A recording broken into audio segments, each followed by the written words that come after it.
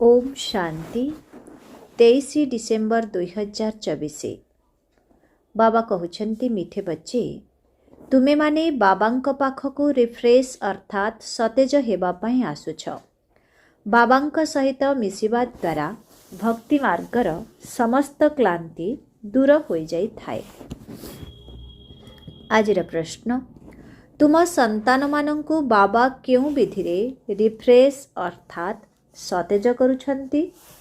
तुम संतान मानंकु बाबा क्यों विधि रे रिफ्रेश अर्थात सतेज करुछंती? उत्तर, एक रे बाबा ज्ञान सुनाई सुनाई तुमको रिफ्रेश कर देउछंती। दुई रे जोग द्वारा मध्य तुमे पिला माने रिफ्रेश हो जाउछ। वास्तव रे सत्ययुग हेउछि सच्चा विश्रामपुरी। सेठारे कौनसी अप्राप्त वस्तु नाही जाहाकु प्राप्त करिबा पई परिश्रम करिबाकु पड़िबो। तीन रे शिव बाबांको कोलकु आसिबा मात्रे ही तुम पिलामानंकु विश्राम मिली जाई थाए, सारा क्लांति दूर हो जाई थाए। ओम शांति। बाबा बसी बुझाउछंती, ता सहित एही दादा भी बुझुछंती, कारण एही दादांक द्वारा बसी बुझाउछंती। जेपरी तुमे बुझुछ सेपरी एही दादा मध्य बुझुछंती। दादांकु भगवान कुहाजिबो नाही, एहा हेउछि भगवान उवाच। बाबा कौन बुझाउछंती? देही अभिमानी भव, काहिकिना निजकु आत्मा न भाविले परम पिता परमात्मांकु मने पकाई पारिबो नाही। यही समय रे तो समस्त आत्मा पतित अटंती। पतितंकु ही मनुष्य कुहा जाए, पावनंकु देवता कुहा जाए। एहा बहुत सहज बुझिबा एवं बुझाइबार कथा अटे। मनुष्य ही डाकी थांती, हे पतित मानंकु पावन करिबा बाला आस। देवी देवता माने एपरी केबे कहिबे नाही। पतित पावन बाबा पतित मानंक डाक शुणी आसिछंती। आत्मा मानंकु पवित्र कराई पुणे नुआ पवित्र दुनिया मध्य स्थापन करि थांती। आत्मा ही बाबांकु डाकुछि, शरीर तो डाकिब नाही। पारलौकिक बाबा जिए सदा पवित्र अटंती, तांकु ही समस्ते मने पकाई थांती। एहा हेउछि पुराणा दुनिया।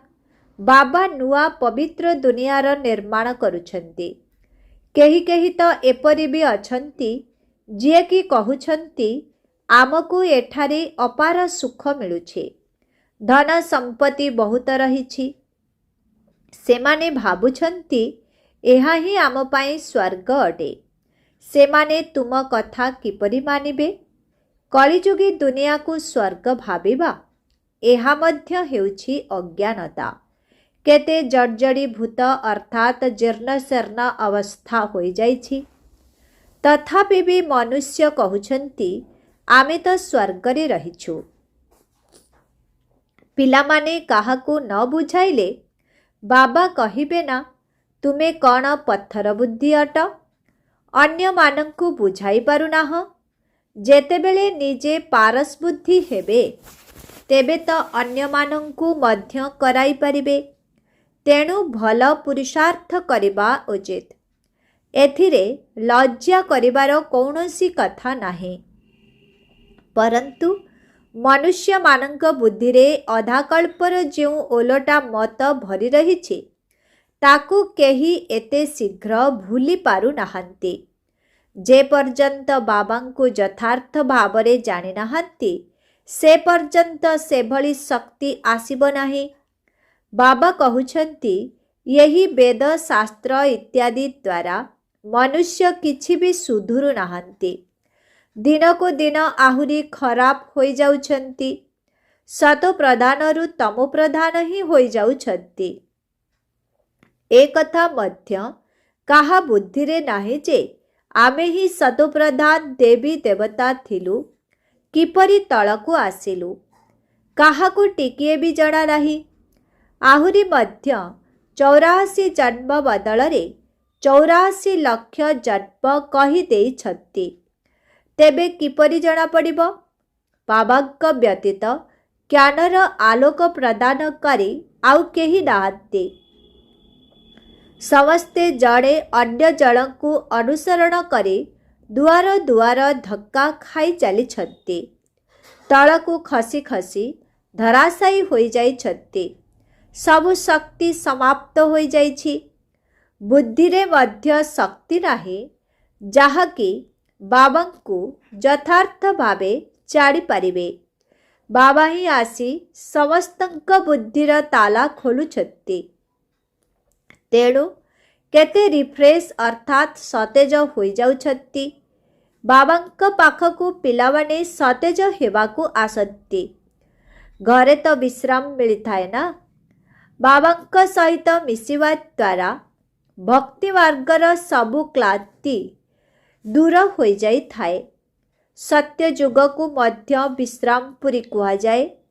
ସେଠାରେ ତୁମକୁ କେତେ ବିଶ୍ରାମ ମିଳିଥାଏ। କୌଣସି ଅପ୍ରାପ୍ତ ବସ୍ତୁ ନାହିଁ ଯାହା ପାଇଁ ପରିଶ୍ରମ କରିବାକୁ ପଡ଼ିବ। ଏଠାରେ ବାବା ଏବଂ ଦାଦା ଉଭୟେ ସତେଜ କରୁଛନ୍ତି। ଶିବ ବାବାଙ୍କ କୋଳକୁ ଆସିଲେ କେତେ ବିଶ୍ରାମ ମିଳିଥାଏ। ବିଶ୍ରାମର ଅର୍ଥ ହିଁ ଶାନ୍ତ। ମନୁଷ୍ୟ ମଧ୍ୟ ଥକିଗଲେ ବିଶ୍ରାମ କରିଥାନ୍ତି। କିଏ କେଉଁଠାକୁ କିଏ ଆଉ କେଉଁଠାକୁ ବିଶ୍ରାମ ପାଇ ଯାଇଥାନ୍ତି ନା, କିନ୍ତୁ ସେହି ବିଶ୍ରାମରେ ସତେଜତା ନାହିଁ। ଏଠାରେ ତ ବାବା ତୁମକୁ କେତେ ଜ୍ଞାନ କଥା ଶୁଣାଇ ସତେଜ କରୁଛନ୍ତି।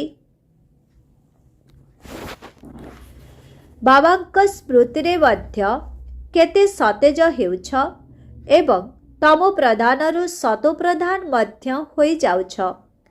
ସତୋ ପ୍ରଧାନ ହେବା ପାଇଁ ଏଠାକୁ ବାବାଙ୍କ ପାଖକୁ ଆସୁଛ। ବାବା କହୁଛନ୍ତି, ମିଠା ମିଠା ପିଲାମାନେ, ବାବାଙ୍କୁ ମନେ ପକାଅ।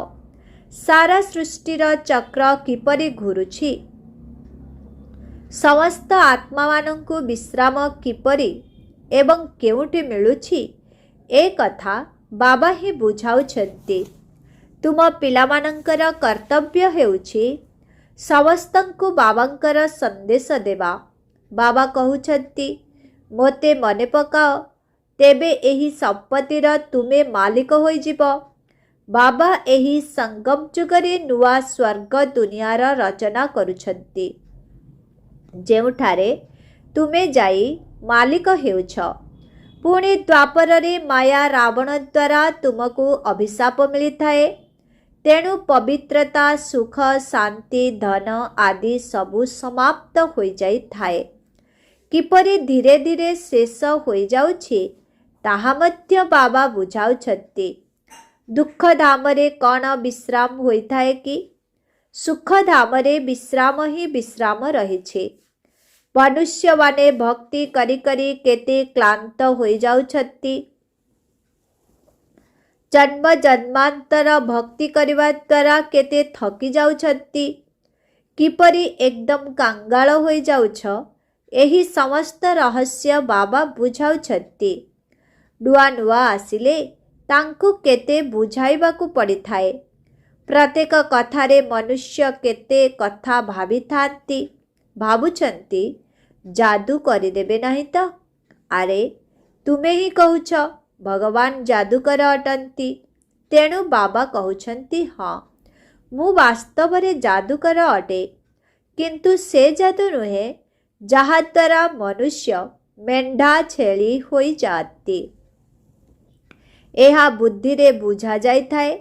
ଇଏ ତ ଯେପରି ମେଣ୍ଢା ସଦୃଶ।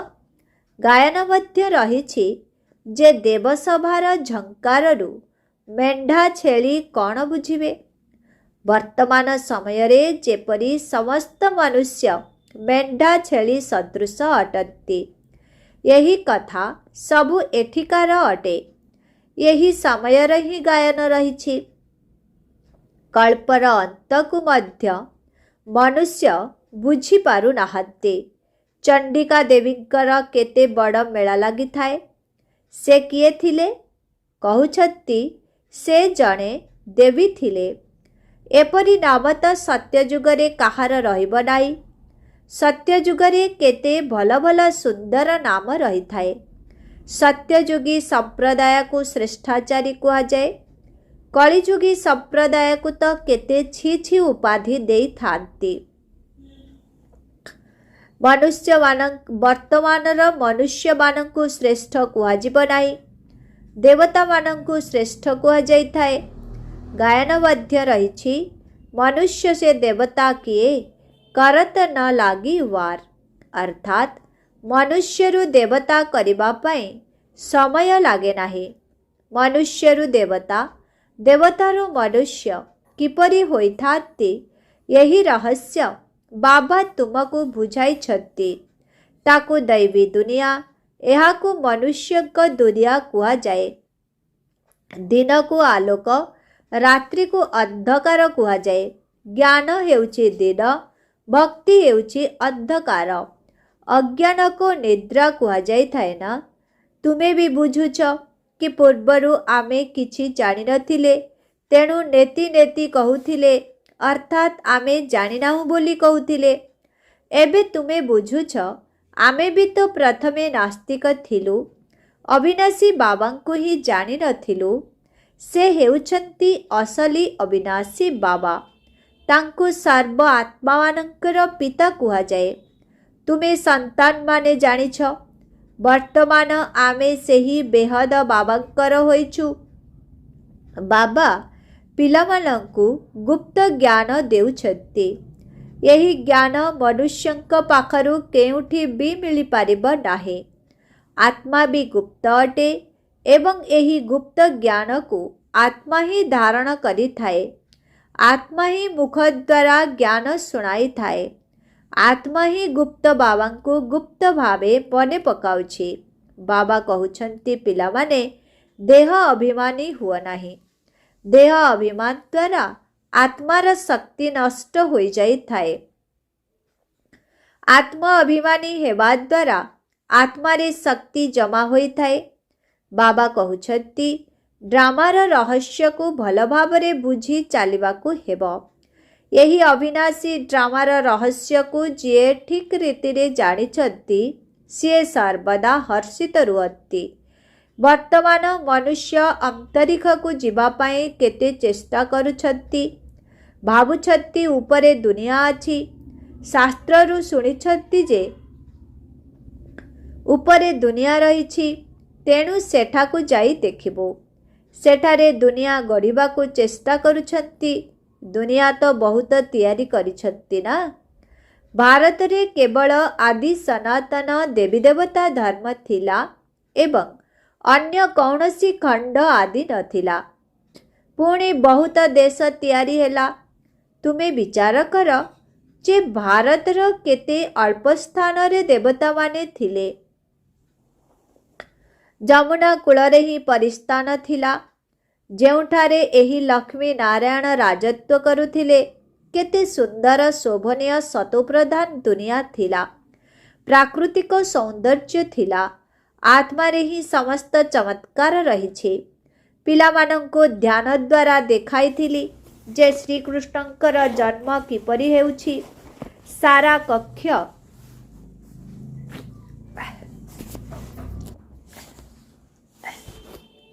जेपरी आलोकित होई जाइथाए। तेणु बाबा बसी पिलामानंको बुझाउछन्ति, तुमे एबे परिस्थान को जीवा पाई पुरुषार्थ करुछ। बाकी एपरी नुहे पोखरी रे बुड़ पकाइले परी होई जीव। एहीपरि सबु मिथ्या नाम रखी देइछन्ति। लक्ष लक्ष वर्ष कही देइथिबारु बिल्कुल ही सबु किछि भूली जाइछन्ति। तुमे एबे पुरुषार्थर क्रमानुसारे अभूल हेउछ। विचार करा जाइथाए, एते छोटो आत्मा केते बड़ अभिनय करुछि। पुणी शरीररु आत्मा बाहरी गले देख शरीरर अवस्था कौन होई जाउछि। आत्मा ही अभिनय करुछि। केते श्रेष्ठ विचार योग्य विषय। सारा दुनियार आत्मारूपी अभिनेता माने निज निजर अभिनय अनुसारे ही पाठ करुछन्ति। किछि मध्य फरक होई परिबो नाही। सारा अभिनयर पुनरावृत्ति ଅବିକଳ ପୂର୍ବ ଭଳି ହେଉଛି। ଏଥିରେ ସଂଶୟ କରିବାର ନାହିଁ। ପ୍ରତ୍ୟେକଙ୍କ ବୁଦ୍ଧିରେ ଫରକ ରହିପାରିବ, କାରଣ ଆତ୍ମା ତ ମନ ବୁଦ୍ଧି ସହିତ ଅଛି ନା। ପିଲାମାନଙ୍କୁ ଜଣାଅଛି ଯେ ଆମକୁ ବୃତ୍ତି ମିଳିବାର ଅଛି, ତେଣୁ ଆନ୍ତରିକ ଖୁସି ହୋଇଥାଏ। ଏଠାରେ ମଧ୍ୟ ଭିତରକୁ ଆସିଲେ ଲକ୍ଷ୍ୟ ଉଦ୍ଦେଶ୍ୟକୁ ସମ୍ମୁଖରେ ଦେଖୁଛନ୍ତି, ତେବେ ନିଶ୍ଚିତ ଖୁସି ଲାଗିଥାଏ। ଏବେ ତୁମେ ଜାଣୁଛ ଯେ ଆମେ ଏହିପରି ଦେବୀ ଦେବତା ହେବା ପାଇଁ ଏଠାରେ ପଢ଼ୁଛୁ। ଏପରି କୌଣସି ବିଦ୍ୟାଳୟ ନାହିଁ ଯେଉଁଠାରେ କି ପରବର୍ତ୍ତୀ ଜନ୍ମର ଲକ୍ଷ୍ୟ ଉଦ୍ଦେଶ୍ୟକୁ ଦେଖିପାରିବେ। ତୁମେ ଦେଖୁଛ ଯେ ଆମେ ଲକ୍ଷ୍ମୀ ନାରାୟଣଙ୍କ ସଦୃଶ ହେଉଛୁ। ବର୍ତ୍ତମାନ ଆମେ ସଙ୍ଗମ ଯୁଗରେ ଅଛୁ, ଯେଉଁଠାରେ ଭବିଷ୍ୟତରେ ଲକ୍ଷ୍ମୀ ନାରାୟଣ ହେବାର ପାଠ ପଢ଼ୁଛୁ। କେତେ ଗୁପ୍ତ ପାଠପଢ଼ା ଅଟେ। ଲକ୍ଷ୍ୟ ଉଦ୍ଦେଶ୍ୟକୁ ଦେଖି କେତେ ଖୁସି ହେବା ଦରକାର। ଖୁସିର ପାରାବାର ନାହିଁ। ସ୍କୁଲ ବା ପାଠଶାଳା ସବୁ ତ ଏହିପରି ହେବା ଦରକାର। ସ୍କୁଲ ବା ପାଠଶାଳା ସବୁ ତ ଏହିପରି ହେବା ଦରକାର। କେତେ ଗୁପ୍ତ କିନ୍ତୁ ମହତ୍ୱପୂର୍ଣ୍ଣ ପାଠଶାଳା ଅଟେ। ଯେତିକି ଉଚ୍ଚ ପାଠପଢ଼ା ସେତିକି ସୁବିଧା ରହିଥାଏ। ପରନ୍ତୁ ତୁମେ ଏଠାରେ ତଳେ ବସି ପାଠ ପଢ଼ୁଛ। ଆତ୍ମା ହିଁ ପାଠ ପଢ଼ିଥାଏ। ଚାହେ ଚଟାଣ ଉପରେ ବସି ପଢ଼ୁଥାଉ ବା ଚୌକି ଉପରେ ବସି ପଢ଼ୁ, କିନ୍ତୁ ଖୁସିରେ ହେଣ୍ଡି ମାରୁଥାଅ ଯେ ଏହି ପାଠ ପଢ଼ିବା ପରେ ଆମେ ଏହିପରି ଲକ୍ଷ୍ମୀ ନାରାୟଣ ହେବୁ। ଏବେ ତୁମ ପିଲାମାନଙ୍କୁ ବାବା ଆସି ନିଜର ପରିଚୟ ଦେଉଛନ୍ତି ଯେ ମୁଁ ଏହାଙ୍କ ଶରୀରରେ କିପରି ପ୍ରବେଶ କରି ତୁମକୁ ପଢ଼ାଉଛି। ବାବା ଦେବତାମାନଙ୍କୁ ତ ପଢ଼ାଇବେ ନାହିଁ। ଦେବତାମାନଙ୍କ ବୁଦ୍ଧିରେ ଏହି ଜ୍ଞାନ କେଉଁଠାରୁ ଆସିବ? ମନୁଷ୍ୟମାନେ ତ ଏ କଥାରେ ଦ୍ୱନ୍ଦ୍ୱରେ ପଡ଼ୁଛନ୍ତି ଯେ କ'ଣ ଦେବତାମାନଙ୍କ ପାଖରେ ଏହି ଜ୍ଞାନ ନାହିଁ? ପ୍ରକୃତରେ ଦେବତାମାନେ ଏହି ଜ୍ଞାନ ଦ୍ୱାରା ହିଁ ଦେବତା ହୋଇଥାନ୍ତି। ଦେବତା ହେବା ପରେ ପୁଣି ଜ୍ଞାନର କ'ଣ ଦରକାର ଅଛି? ଲୌକିକ ପାଠ ପଢ଼ି ବାରିଷ୍ଟର ହୋଇଗଲେ, ଧନ ରୋଜଗାରରେ ଲାଗିଗଲେ, ପୁଣି ଆଉଥରେ ବାରିଷ୍ଟର ପଢ଼ିବେ କି? ଆଚ୍ଛା, ମିଠେ ମିଠେ ଶିଖିଲାଧି ସନ୍ତାନମାନଙ୍କ ପ୍ରତି ମାତା ପିତା ବାପଦାଦାଙ୍କର ମଧୁର ସ୍ନେହ ସମ୍ପନ୍ନ ଶୁଭେଚ୍ଛା ଏବଂ ସୁପ୍ରଭାତ।